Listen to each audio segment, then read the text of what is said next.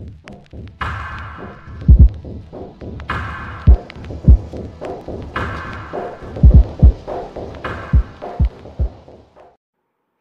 guys, Shane here from Chiappa Rhino Airsoft, and today I'll be showing you a really unique revolver. Now the revolver in question is the Chiappa Rhino 50DS.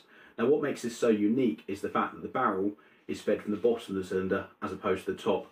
Now in the real steel world this would mean that you feel a lot less recoil when you shoot this gun because the bore axis is in line with the shooter's hand, arm and wrist when they're extending their arm and firing. Now because it's an airsoft gun that means absolutely nothing because there is no recoil to worry about, but it does look really cool and it is a very close replica of the real life version of this gun. I think it's quite unique. I think it's a bit of a Marmite gun, one that I think you'll either love or you hate. I think it's a bit different, I actually quite like it. Without further ado, let's have a look inside the box. So I've got it slightly unboxed already, simply because this packaging's a bit of a pain in the arse to do on camera, so I've just taken out of the cardboard sleeve. But overall, nice looking box, good bit of artwork on there. Again, with being a licensed product, you've got these trademarks on the box, and obviously on the gun itself. So you've also got within the box this manual, not an awful manual, fairly good English to be honest, which is a good head start on most of the manuals I come across in the airsoft world.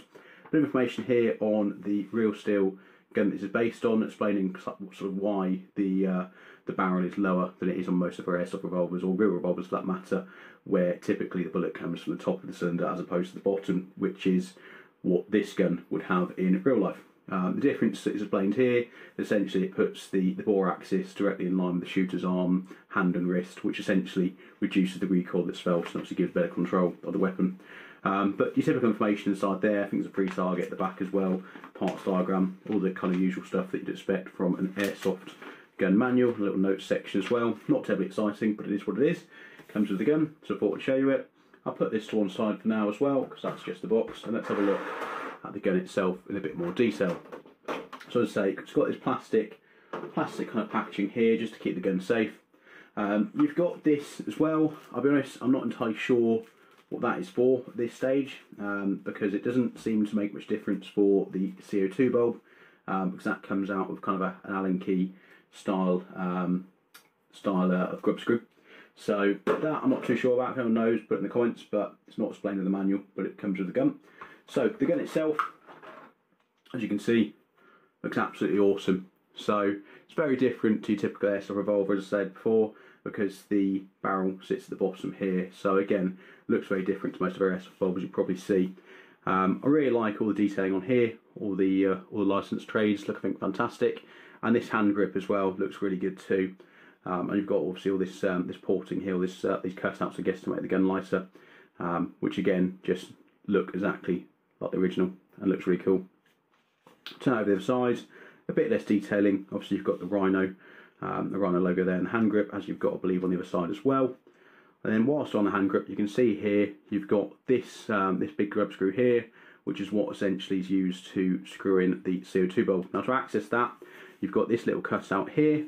So you just put your fingernail, in fact the other side I think it is, there you go, and that comes off, holds it at an awful angle. Let's show you that the proper way.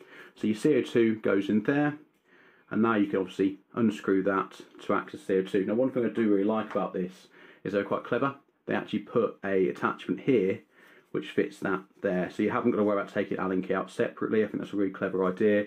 So what you've got to do is simply put that in there, obviously anti-clockwise unscrews it, then clockwise screws it back up. When you put it back in, just watch this little tab here, goes in that little slot there, and it just gently clicks into place.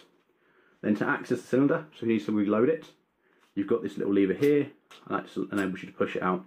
And you've got 6 of those brass style cartridges inside there, and they're really simple to load.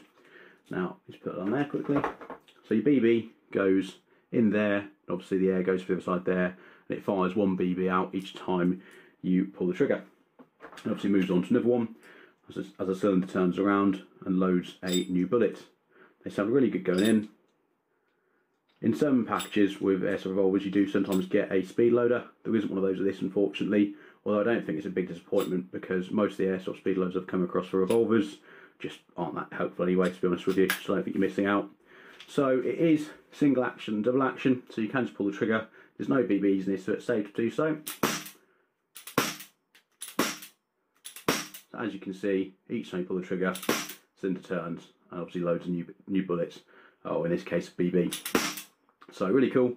Now our single action, you pull it back, and that's now ready to go straight away. Now one thing I did notice on this is the trigger pull is very hard when you already do that, so it's a lot stiffer than if you were just doing that. So something to bear in mind. I just use it as it's intended to be, and each time you pull the trigger it will just turn you into it. Now you've got a safety at the back here as well.